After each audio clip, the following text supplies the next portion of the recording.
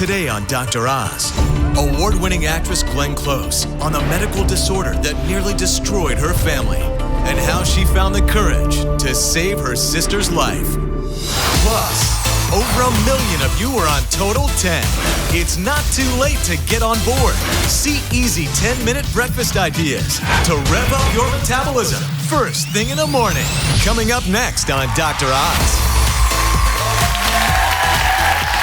One of my favorites, Academy Award-winning actress Glenn Close, is taking on an important new role. She's breaking down barriers and speaking out off-screen about her family's personal story of illness and how she saved her own sister's life. Glenn Close, one of the finest actresses of her generation. Her long, varied career defined by the complicated characters she's immortalized on both stage and screen. But behind the bright lights and red carpet, Glenn's life was darker, and in some ways just as dramatic as the roles that define her. Born to a privileged family with a lineage of wealth and instability, Glenn's upbringing was marred by upheaval.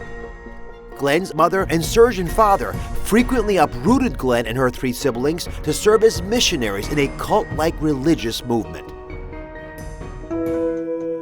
Glenn's younger sister, Jessie, seemed to be hit hardest by her family's unconventional lifestyle. Estranged from her parents, she spiraled through decades of addiction, promiscuity, divorce, and destructive behavior that eventually escalated to suicide attempts. Finally, at the age of 50, Jessie began intensive therapy for bipolar disorder. And today, the sisters are here to share their story. Please welcome Glenn Close. I am so happy you are here. I'm very honored that you took our stage to tell the story. Now, your sister, for 50 years, was doing things that, at least in retrospect, weren't the things you would have expected of any child of the family. What was your family thinking when this was all going on? That's a really interesting thing to talk about, because we did not have ever, in generations in our family, we never talked about it. Never talked about it. It was something that was hidden, unspeakable. Mm-hmm. So we had no vocabulary for it. And the thing that's hard to come to terms with is that though Jessie had this behavior, we just thought that she was the wild child, that she was irresponsible. So take me back a few years to Wyoming, when your sister approached you about a problem that she was very scared about, the reality that she was going to take her own life. Yes. That was the moment that I realized it was an emotional explosion for me, because for 20 years I was a visitor. I would come in and out of her life. And I didn't know that she had had problems with alcohol or huge problems with drugs. I did know that she, she will talk about what she went through, but at that moment it was, you help. You find out where you can help. And I remember going in and talking to our mom and saying, okay, what's the next step? Was the family open when it finally became evident what was really happening? I think, honestly, it took a while, I mean, we had misunderstandings and perhaps some stigma ourselves. It's a little frightening because you don't understand the behavior. And, but that was the beginning of an amazing journey for all of us. She has recovered remarkably with your help, with the family's help, with professional help. Mm-hmm. You must be very proud just to see that happen. I wouldn't be here sitting with you today talking about this if it wasn't for Jessie.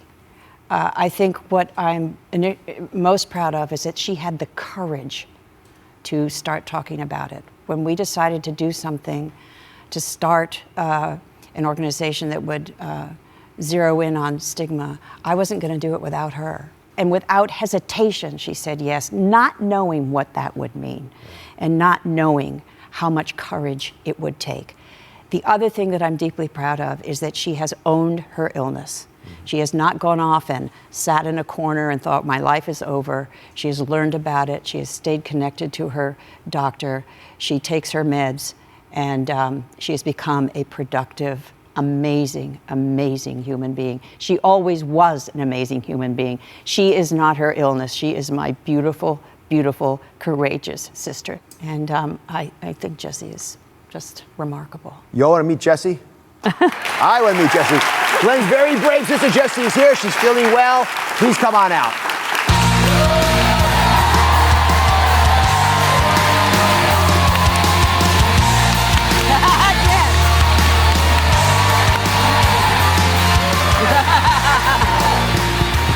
Thank you. See, I got to meet Glenn before, but I never even thought I'd have the honor and opportunity. This book, it's called Resilience, everybody. It is absolutely superb. I read this over my Christmas break. Oh, so nice. I had plenty of time to digest it. I want to applaud you for being honest, brutally honest. Glenn wrote the interspersed pieces to sort of connect it all for a lot of folks, but just hearing you tell your story firsthand, a story that is so difficult for so many of us to process, was very moving for me. And I'd love to just give you the platform to talk about these things. I know some of them are uncomfortable for you. You went through highs, you went through lows. I don't think most people really know what bipolar means. Explain what those moments are like. Bipolar means, the bi means two, polar. You experience mania, which makes you very, very high. Colors are extra bright. Everything is extra, extra. You don't need sleep. And then you will crash into a depression, which is the complete opposite. In the fetal position a lot. I drank through both mania and depression, but I would say that the main reason that I continue to take my medication is to never experience a depression like that again. Mania can be a little fun. Yeah, but it's not worth the payoff. It's like going from Technicolor to black and white. Yeah. The reason I asked you that question to start the discussion is because 50%, and you know this, but for everybody else, 50% of people with bipolar disorder probably attempt suicide. I say probably because we can't even keep track of this sometimes. I'd love to understand a bit more what was going through your mind. What was happening in your life when you approached Glenn for help? When did you know something was wrong? Well, I had been sober for 4 years at that point, and I was still suicidal. I had developed this voice in my head that I named the creature, and it literally kept saying, kill yourself, kill yourself, kill yourself, kill yourself, and nothing shut it up. So I thought I was going to have to obey the voice, but then my children mean everything to me, everything. And I could not do that to them, so I asked Glennie for help. Was it cathartic to be open about it for Glenn and the rest of the family to really know what was going on, that there was a creature in there telling you to do bad things to yourself? Yeah. But I think they were finally able to see that I really needed help. I was able to tell them that I needed help. Now, how come that conversation didn't happen when you were a young woman? Who knew about bipolar disorder back then? I mean, I'm 61 years old. Nobody. I don't remember hearing anything about. I mean, it was called manic depression back then. I don't remember hearing anything about it. You know, today we hear about it, but we don't really know what it is. Yeah. And what I'm witnessing here is America learning about it firsthand and appreciating how significant and big a problem this really is. And a lot of folks who have bipolar disorder, in fact, mental illness in general, don't want the medications because they think it'll rob them of the euphoria, of the joy of life that comes during the high points. But you're a living testimony that the treatment works. Yeah. Glenn, you played a profoundly important part in a movie that we all, knew about. It's iconically in our culture now, Fatal Attraction. And the character you played had mental illness. And you portrayed her, I think she had mental illness. I suspect you would think so, she did. Well, it's funny because I've heard, that movie, I was asked for 3 years in a row to talk to the American Psychiatric Association because of that character. Doing my research, never, even by psychiatrists, did it come up that she might have a mental disorder. She's portrayed as a villain. Yes. Which you did quite admirably. Do you regret at all that you made her sort of almost a caricature of evil with her mental illness? Well, it's interesting. I think to have somebody with mental illness as the antagonist, to have as the bad person, is very easy.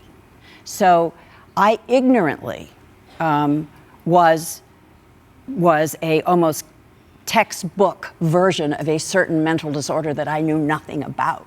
And it's only afterwards that doctors in the field have said, we use that to illustrate a certain mental disorder. And I don't regret it for a minute, because it brought up other issues. It brought up a lot of anger between the sexes. It brought up, men who have decided not to cheat on their wives for good reasons. Which is another a whole good other reason. thing. Another good reason not to cheat on your wife. But, it's interesting to think, I think her behavior was right. How to explain, and I wanted desperately somehow to show that she was somebody out of control, in great need, and that gouging my leg is exactly my feeble attempt to show that she was more self-destructive than destructive. But to make the hit movie, they made her into a psychopath, which basically was a betrayal of who that character was. I want to bring up one other issue. Part of the reason Jesse and Glenn are here is they want to end the stigma of mental illness, because it doesn't just stop in our generation. We pass it on. And your son, Galen, is it Kalen? Kalen, yeah. He has schizophrenia. He does. He was sent to the hospital when he was 19. He was there for 2 years in a halfway house kind of situation. But he is now married. He's a thriving artist. He's amazing. And Glenn, what kind of a world do you want for Kalen? And there's many, many others out there. I would like a world where our government realizes the enormity of this problem, knowing that there's 1 in 4 who suffer in some way or know somebody, and that includes the White House, the Senate, and the Congress. Right. I would like a world. Undiagnosed. I would like a world where each community has a place where people who need help for mental illness, that they have a place to go. Put numbers on it, 60 million people probably have mental illness of some form. It's a family secret, as it was for you and so many others. It's an unspoken reality. It's also your neighbor, your friend, your daughter. We've all got to stop thinking about it as something to be ashamed of. I'm so happy that you asked your sister for help. Thank you. And I'm so happy that you provided the help, because we would never would have been able to have this wonderful conversation. We never would have been blessed to meet you. Bless you for all you're doing. Much. This book, again, Resilience, it's honest, it's inspiring, it's fabulous. It's available right now. We'll be right back. Coming up, smoothies have been a hit on the Total 10 Rapid Weight Loss Plan. But some of you want something you can sink your teeth into. We have easy and delicious 10-minute breakfast ideas to start your day satisfied and motivated. Coming up next. All new Oz. The flu outbreak is spreading fast. This year's shot may not be enough to protect you. Dr. Oz has the flu survival kit you need now. That's coming up tomorrow.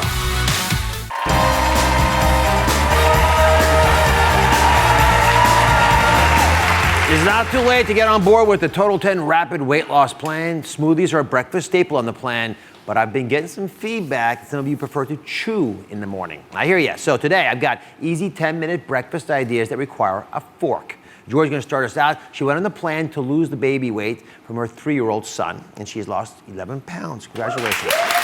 Joy wrote us saying that breakfast is the hardest part of the plan. Now, why is that? Oh, I miss having my bagel, having a, sausage, egg, and cheese on a roll, and I just wanted to chew. I didn't really care for the smoothie, sorry. It's all right. So he's right there. I'm going to get to these 10-minute breakfast ideas. I had Joy and our other guests today try out some of these ideas ahead of time, so I want to hear your feedback. Come on back. First idea, crazy as it sounds, was actually just scrambled eggs. That's why I gave you eggs, because they're so easy to make in the morning. They're backed by popular demand.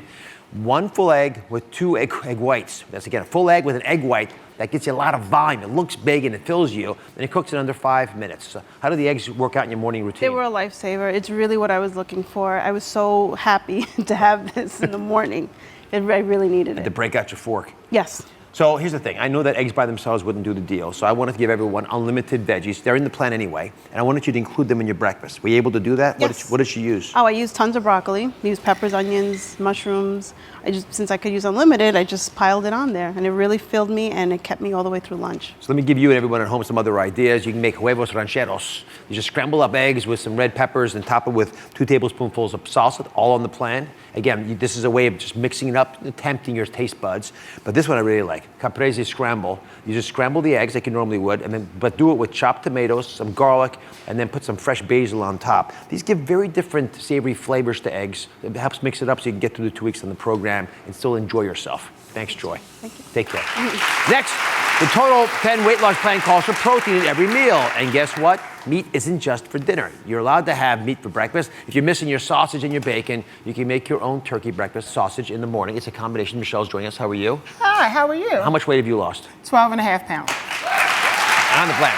So you tested out these ideas that I gave you. How did they work for you? They work awesome. Actually, I love turkey. I eat a lot of turkey with my meals. And I need my meat in the morning, so this was perfect. So here's what we decided to do. I'm gonna make it easy for everybody. This is what you did at home as well. You're gonna make it ahead of time and store it in the fridge. You start with a pound of lean ground turkey. You can add a teaspoonful of each of these breakfast sausage spices. So it can be sage and thyme, fennel seeds, garlic, rosemary. You can put a little dash of red pepper flakes on there. You cook it on the stovetop until it's brown, and then you just store the stuff in the fridge.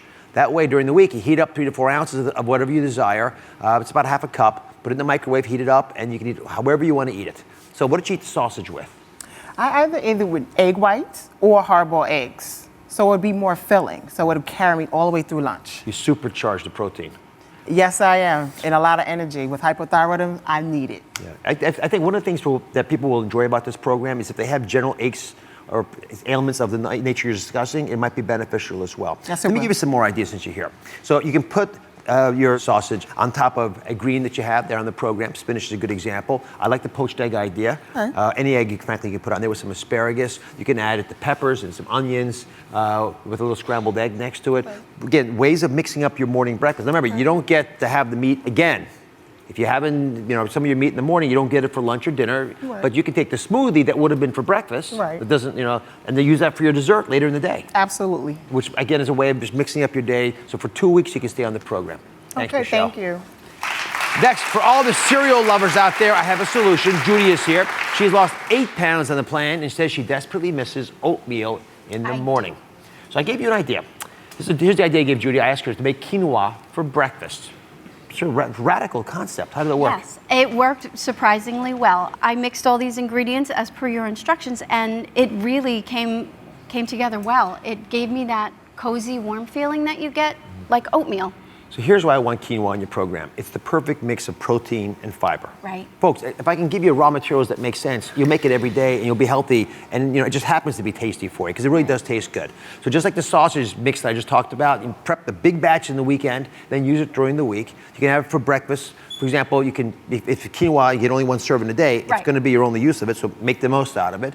So if you're one individual who likes warm porridges, you can make a hot quinoa porridge. Start with half a cup of the prepared quinoa that you've already made ahead of time. Add some of the unsweetened almond milk that's on the program, and all the approved toppings that you want. Like, for example, cinnamon works really well, frozen berries.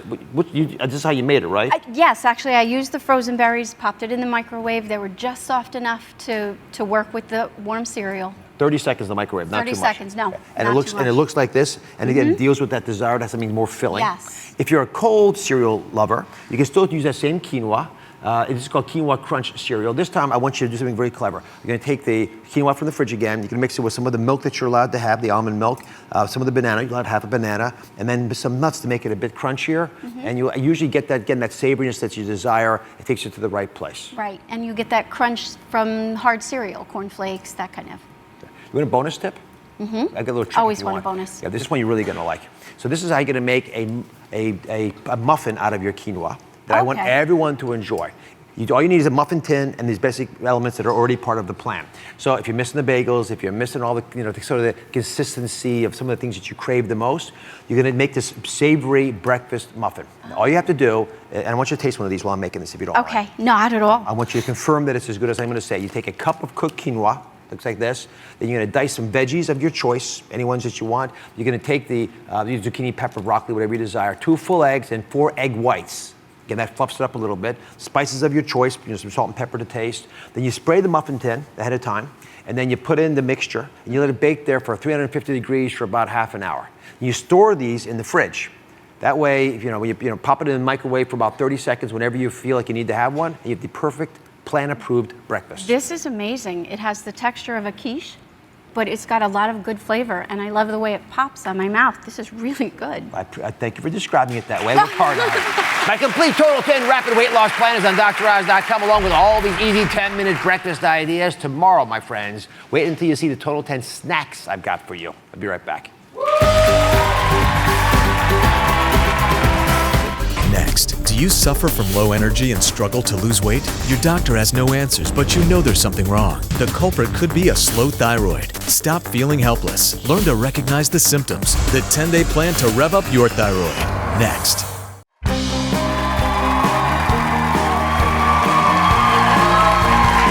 Today we're tackling the mysterious reason millions of you are suffering from low energy and struggling to lose weight. The symptoms of a slow thyroid can be tricky to spot. So I want you to listen to Floris's story to see if her struggle sounds familiar.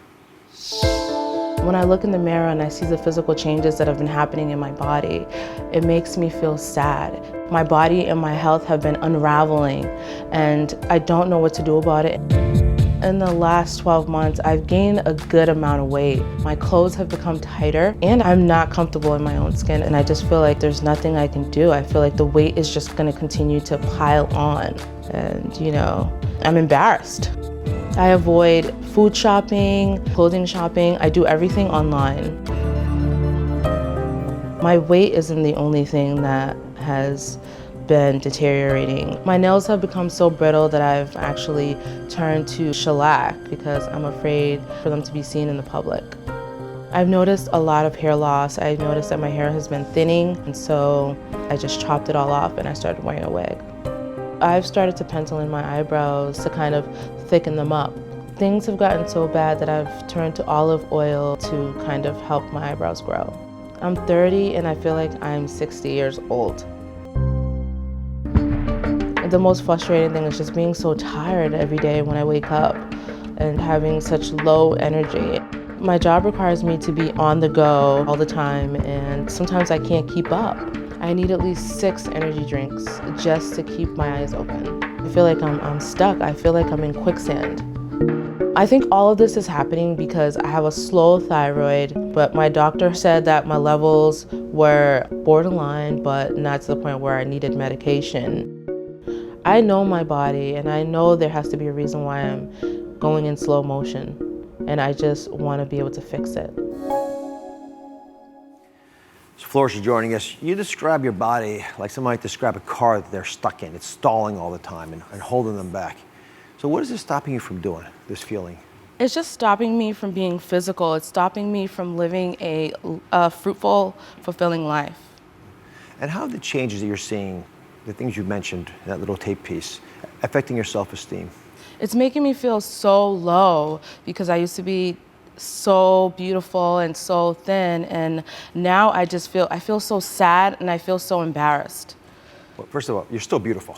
Thank you. Let's get clear. Thank you. Get that clear. Thank you. I don't want this window dressing to cloud that issue. That's a fundamental reality. At least admit that to yourself. But I get it. I understand why you want to be proud of how you look. You want to use it as an asset, as a weapon. Yes, life. exactly, Right. exactly. So let me, if I can, take you back to the truth tube. Let's walk through exactly what's happening so everyone's clear on this. And I want to show you some of your numbers. Okay. All right, so come on back with me.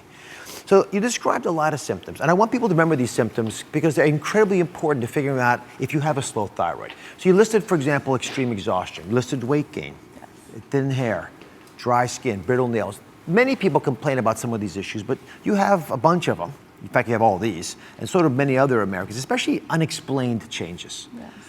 Yet, after going to a doctor with these symptoms, you weren't able to get an answer that was satisfying. What was the most frustrating thing about that? The most frustrating part about everything was the fact that I knew what was going on with my body, and I know myself.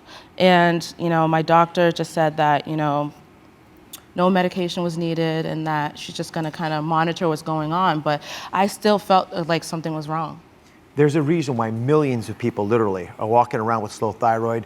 And a lot of folks can check off these boxes here, and maybe they can sort of begin to see themselves in your story, and yet they're still sent home by their doctors.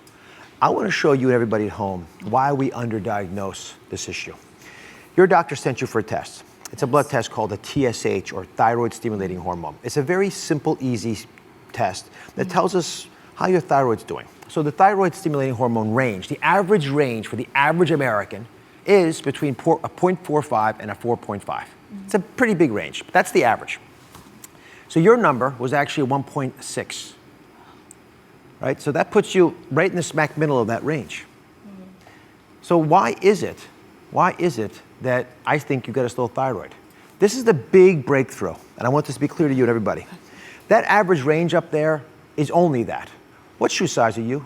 What shoe size am Yeah. I? 9. 9. Yes. The average shoe size in America for women is between a 6 and a 10. You're a 9. You're within average. But if you put on the shoes of someone who's wearing a 7, would you be comfortable? Oh, no, definitely not. So you can still be average, but it might still be the wrong number for you. Yeah. Does that click? Yes, that clicks. I want you to think about that, especially with hormones. When we try to test hormones, we're guessing where you are related to everybody else, but I got to figure out what it is for you. And your body is telling you something, and you're, I think, listening to your body. Yes, definitely. Right? And so you're running into an impasse with your doctor. So I'm proud of you for continuing the search to say there's something going on here. So I have a plan for you. Yes. A plan that's going to help you and millions of others who have slow thyroid function based on your symptoms, because those are the best clues we have. Yes. So you can go from slow motion, barely making it, to the fast rabbit speed you want. Yes, sounds good. How would that make you feel? That would make me feel great. Do we get rid of those symptoms? Yes. All Yes. right. I'm So ready. when we come back, I got a 10-day plan to rev up everyone's thyroid. Stay with us.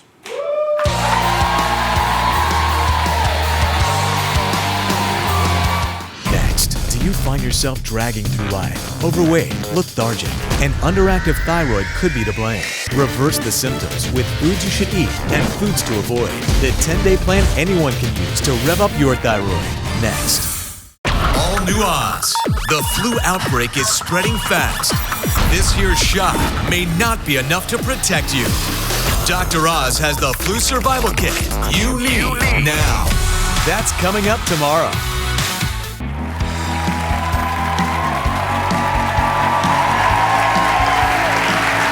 My next guest believes we are suffering from a slow thyroid epidemic, and millions of people are going undiagnosed and ignored. It could be what's opening and keeping a lot of folks overweight and dragging through life instead of just living it. So, leading naturopathic doctor and best-selling author of The Supercharged Hormone Diet, Dr. Natasha Turner is here with the 10-day plan anyone can use to rev up their thyroid. So Natasha, you say 29 million Americans, we believe, have slow thyroids. Less than half are diagnosed correctly. What gives? I mean, these numbers are astronomical. And you touched about on the normal reference rates for the blood tests. There's a big difference between normal and optimal. I think that's so important.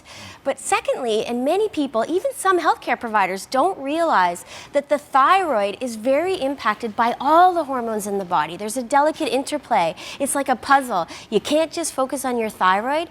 You have to restore the balance of all your hormones. For example, if you're not coping with the stresses right in your life, or your hormones are beginning to change, which they do throughout our life, that could tag on to the thyroid issue that you're complaining about. It can make sense. Right. So how do you know you can benefit from the plan you're about to present all of us? You know, anybody could benefit from this plan. But if you have symptoms of feeling tired, you're losing hair, you're not losing weight when you're trying to lose weight, if you're gaining weight regardless of your exercise and diet habits, if you're constipated, also if you're depressed, all of these are signs and symptoms that your thyroid is not working optimally for you. And Flores was nodding her head like this until you asked about constipation. Yes. When you I said know all about constipation, this. I've had hypothyroidism for 20 years, so I know all these symptoms, and no one needs to live like this. No one does. let's get to the plan. This is good stuff. Okay, step 1 is to eliminate thyroid disruptors for the next 10 days. So Dr. Turner, walk us through a thyroid disruptor if you can. So thyroid disruptors are things that block the activity of thyroid hormone in the body. It's like, I love the analogy of being in a car and being trapped in a stalled car. Certain foods suppress the activity of the thyroid hormone and cause symptoms. So these are things like goitrogens, so cruciferous vegetables actually, like broccoli, cauliflower, Brussels sprouts. They contain an ingredient that block the activity of the thyroid hormone and can cause enlargement of the thyroid to cause goiter. So the trick is that you can eat these foods, but you should steam them. Always eat them cooked. You a big broccoli eater? Yeah, Not that I don't want you to eat broccoli. I love broccoli. Oh my God, I eat that with everything. But steam. I mean, that's something that you're doing something that seems so smart and wise. Yeah. And it turns out, because it was raw, it could actually be holding back your thyroid. Okay, give us some more goitrogens. So the next is a common legume, the peanut. So this nut is inflammatory, it's acidic, and it's also a goitrogen. So I never recommend peanut or peanut butter in any of my diet plans. Wow, so I can't have my peanut butter and jelly go for sandwich? almond butter. It's so much better. Almond butter? Yeah. Peanut butter and jelly. You were just talking about broccoli. Thyroid. Yeah. I love peanut butter and now jelly. that we're thinking of this, I'm Everyone getting loves hungry. peanut butter and jelly. PB&J, that's right. Yeah. And then the next group of foods is high mercury fish. I've actually seen patients reduce the dosage of their thyroid hormone when they rid their body from this heavy metal. So there are big fish like tuna, swordfish, mahi-mahi. You really want to avoid these completely. That was my issue. I had a lot of mercury, and I think it was affecting my thyroid. Yes. There was a fourth category, which is a bit more controversial, debated, but it's processed soy.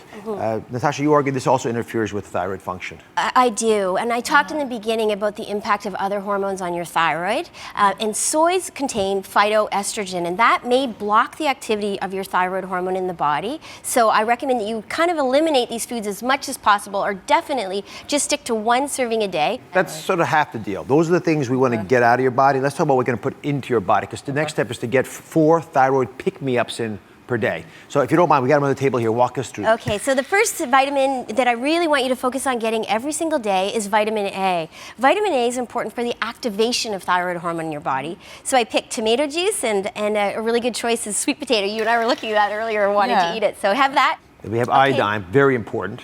Yes, so iodine is essential for the production of thyroid hormone T4, thyroxine, by the thyroid gland. If you don't have enough of this nutrient, you will not produce thyroid hormone. Oh, wow. So I recommend 1 serving of foods that are rich in iodine every day. We brought some seafood, spirulina. You can also do the kelp. So just sprinkle this on your salads. Because I use sea salt all the time. So you mean I can't have sea salt on my... You can have a little bit of sea salt, but these types of foods are better choices for iodine, yes. Smart move. What's tyrosine all about? So tyrosine is an essential amino acid that is also involved in the production of thyroid hormone in the body. It combines with the iodine to make the hormone.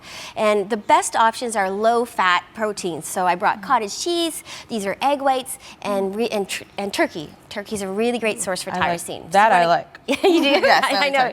You're eyeing the cottage cheese too. I'm eyeing all this stuff. This is not a painful experience. This is just about knowing a little bit about how foods affect you. Selenium is one of my favorite tips because it's so easy to get. Yes, definitely. So, and Brazil nuts are definitely top. So Can I have pick one of these? one or two a day. That will give you the selenium that helps the thyroid work better in your body. So, this is part of the plan to turn the thyroid on, but to lose weight, you also have to obviously talk about the calories you're taking in. You'll be able to burn more of them, but our Total 10 Rapid Weight Loss Program is ideally created for someone like you. You can do it quickly, and we're talking about a 10-day plan right now for making sure your thyroid functions. You can also partner it up with something that will actually get you to lose weight. But while you're on the plan, Dr. Turn has an extra tip. She wants you to eat a cheat meal on day 10. Oh, I love that. I know. How much do you like me now?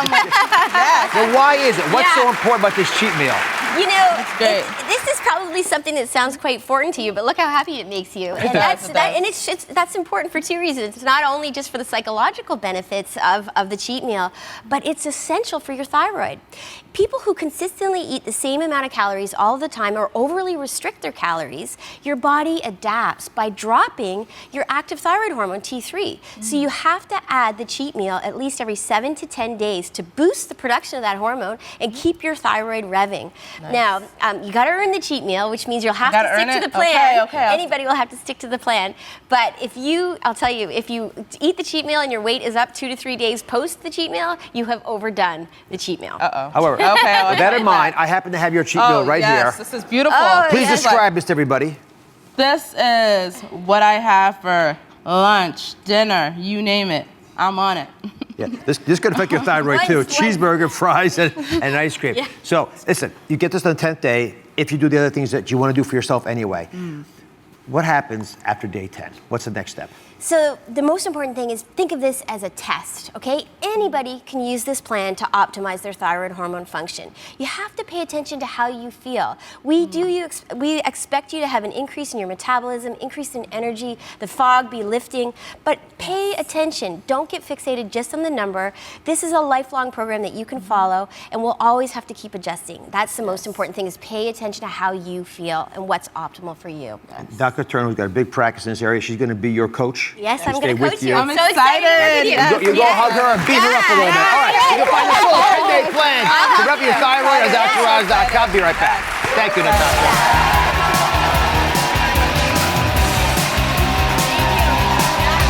Coming up next, painful and debilitating. If you've had chickenpox as a child, there's a chance you could get shingles as an adult. Find out the surprising reasons you could develop shingles and what you need to do to protect yourself. Coming up next.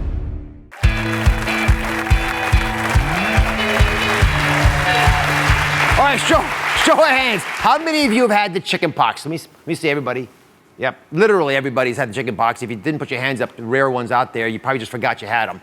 Well, if you had them, the only good thing about it was being told you'd never get them again. But I want you to think again about that statement, because about a half of you will fall victim to it all over again, and this time with a painful and possibly debilitating version. It's called shingles. Liz is here. She actually had chickenpox as a child, like the rest of us. What do you remember about it? I remember feeling very itchy, and I was told not to scratch the pox marks so that I don't get any scars, and so just trying to resist itching. And my sister had chickenpox the same time I had chickenpox. We were a year apart, so I was trying to scratch her chickenpox, which is sort of fun as a bigger brother, because I could tie her down. Yeah. All right, so have you ever heard of shingles? I have heard of the shingles, yes. Now, what do you know about them? The only thing that I know is that you could get them if you had the chickenpox. But you've never had shingles? I have never had the shingles. All right, come over here. I'm going to quiz you. Now, I'm going to, first of all, have you understand what they are, and then explain why they happen and why you need to know about them, especially if you've had chickenpox. So, here's two pictures. Okay, one of these pictures is of somebody who has the chickenpox, and one of these pictures of someone who has shingles. Can you tell the difference? What do you think? I cannot tell the difference. All right, so just point something out. You see these little pots here? Those actually are the pox. They're blisters, and they're full of virus. This is what chickenpox looks like on the skin. And again, since most of us were very young when we had it, we forget this, so now you'll know how to diagnose it in kids, although adults can get it as well. The bigger thing to notice is what that is. That's shingles. So notice that you don't have that fluid-filled little blisters, but you've got this sort of change that you'll never forget again if you've had it, because it's very uncomfortable. So let me explain why this happens. So it all comes back to this day, when you had the little pox, little blisters on your skin. And you're a kid, and the virus is all over your body, but the virus, when you beat it back, and ultimately you do, your immune system pushes it back into the base of the nerves in your spine. And it sits there throughout your life. So you become a big girl, then an adolescent, then a young woman, then an older woman. And that virus, all of us still have it hidden in the back of our nerves. Something happens to us, the virus begins to escape along the path of the nerves, which is why you see it the way it's imaged, along a very specific band on your skin, because it's tracking a nerve. It comes out from one spot in your spine, follows that nerve along, and ultimately comes along the skin. Now, when you look at it in a real picture, let me go from the animation to what it really looks like. You'll notice a couple things. First of all, it's in that very narrow band, like it would follow a rib along, typically. Here's the belly button down here, and you'll notice that it doesn't cross the midline either. That's very important to recognize, because in shingles, it won't cross the belly button. In chickenpox, it's all over your body every which way. So that's a good little clue for you to understand if you have it yourself or you see it in a friend. Now, I've got a lot of other things to show everyone about this, because it's important to understand what causes them and what you can do about them. So I want you to pay attention if you can. Okay. Thanks, Liz. Thank you. Dr. Tracy Zivin-Tutela is here. She's a specialist in infectious disease and internal medicine. So what are the surprising reasons why we actually end up getting shingles later in life? One of the first things is stress. Stress actually decreases our immune system and reawakens the virus that's living inside of us. So that virus I just showed everybody, lies there asleep until you get so stressed out and you get pushed over the edge. Why are we seeing so many younger people younger than the age of 50 even getting shingles? Yeah, we're seeing more younger people who are being treated for rheumatoid arthritis or Crohn's disease or other medications that actually will decrease their immune system. And in general, we're seeing younger population in higher stress kind of running themselves down. And once you've had shingles, can you get it again? You can get it again. You can get it in a different location. And that's why we recommend the vaccine to decrease your chance of getting it a second or third time. So educate everybody. At what age should we start getting it? What's it like to get the vaccine? The vaccine is age 50 and up, recommended. You can get it almost anywhere. And the biggest complaint is just a sore arm. So big box stores have it, lots of places. Very convenient to get it right now. So here's my recommendation. Age 50 and up. Think about getting the vaccine. It is covered by insurance most of the time. You can go to a pharmacy most of the time to be able to get it as well to save some steps. If you want to get a shingles fact sheet, you can go to droz.com where we laid it all out, and I'll be right back.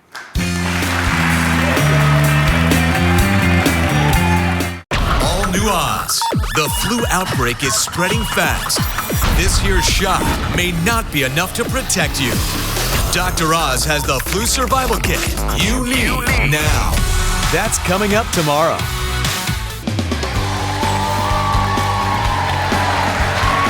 Last time for In Case You Missed It. First, we talked about 10-minute breakfast ideas for the big Total 10 rapid weight loss plan.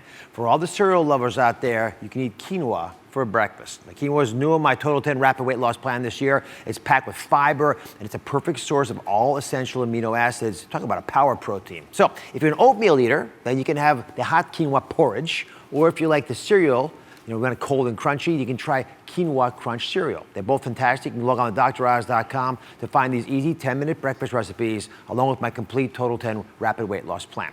Next, we talked about the reality that 29 million Americans have an underactive thyroid, but only about a half are properly diagnosed. So we gave you a 10-day plan to rev up your thyroid without medications.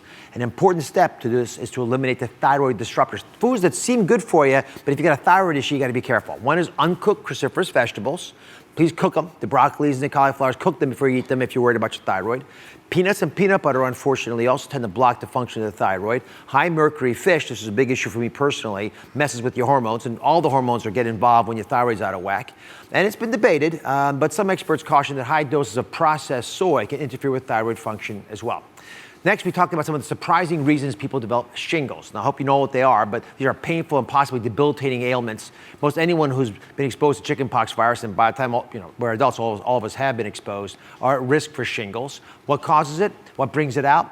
So stress does it. It weakens your immune system. It can reawaken the virus. Women have a bigger problem than men. And we think it's because of menopause and all the disruption that happens with that. If you're over age 50, it's an issue because as you get older, your immune system gets a bit weaker, so the virus can get back up again. And certain medications can affect your immune system as well. So how do you prevent it? Well, if you're over 50, I recommend you get the shingles vaccine. It's covered by most insurance companies. You can get the vaccine at any drugstore or big box pharmacy. Finally, please be careful of dubious people online that make it seem like I'm endorsing their products, because I don't.